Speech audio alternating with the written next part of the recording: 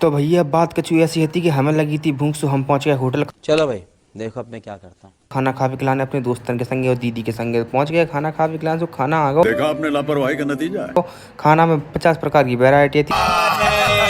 महंगो खाना तो सो मोने जल्दी ठूस ठूस के खा लो। कैसे मुँह भाई मैं हमारा दोस्त तो खा रहा, तो आराम आराम से हमें तो आ रही थी गुस्सा के जल्दी जल्दी खाओ और हमको सिखा रिया है। निकरो ऐसे खाना खा लो। हम ने देखो पूरा थाली साफ कर करके निकल अल्लाह की घर के लाने निकल। अब आई बिल की बारी, बिल भी कट गओ, बहुत महंगो झूठ बोलो।